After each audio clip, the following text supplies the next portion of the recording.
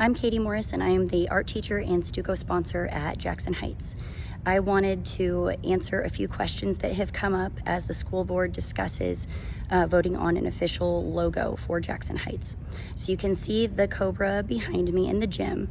At the beginning of the school year, Mr. Smith had the idea of painting a mural, a giant Cobra that would wrap all the way around the gym. And when I started working on this idea and sketching it out, I looked at photos of real cobras. That's why you'll notice the jaw of the cobra is the same color as the belly. On real cobras, it's usually a lighter color, and it's the same one that wraps all the way around. So that's why those colors were used. Also, the brighter gold was used to match the bleachers behind me. So we were working on that mural and having lots of interesting conversations and learning more about the history of cobras that have been used at Jackson Heights.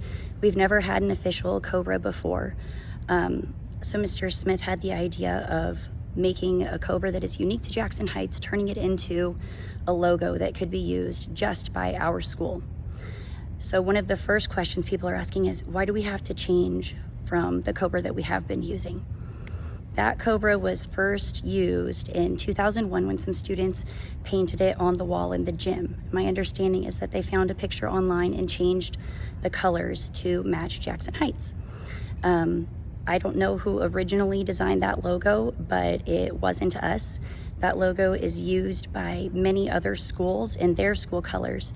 So I don't think those students had any ill intent. Nobody is suggesting that, but we didn't actually have permission to use that cobra. People just thought it was cool and started using it.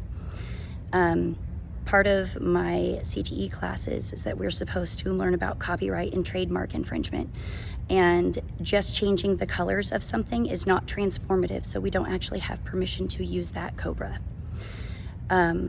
As I mentioned, the cobra in the gym is brighter colors to match the bleachers, while Jackson Heights' true gold color is old gold. So the lighter gold is reflected in the logo that is proposed to the school board.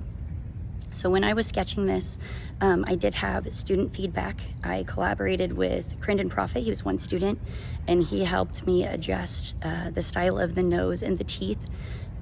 He has a really cool style, so he collaborated on that. And when I started making the digital version to use as a logo, I was getting a lot of feedback from art students, and then I showed several versions to student council, and they discussed and selected the one that they liked. That logo was proposed to the school board, and they would like community feedback and then plan to vote on that very soon, at the end of this week, in fact.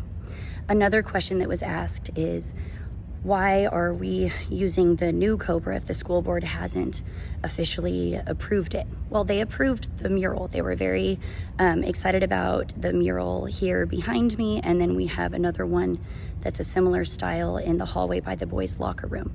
So those started as just art projects to make our school more beautiful and a more exciting place before the discussion came about a logo.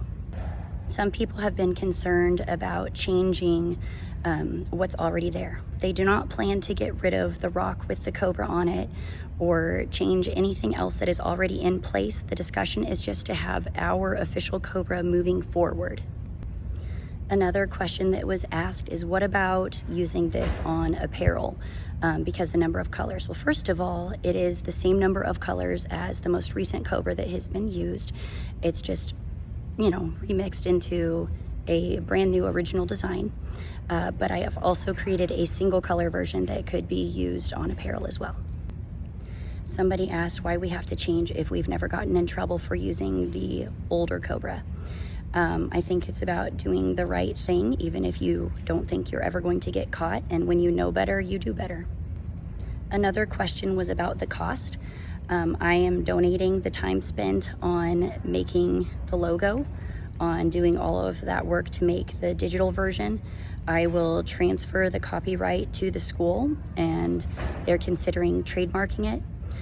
So that is being done for free. The cost of a trademark application in Kansas, or technically a service mark since we are a school and not a business, is $40. So pretty low cost. If we were to hire a graphic designer to develop a logo, the cost would be a lot higher than me donating it. To recap, this started as an art project.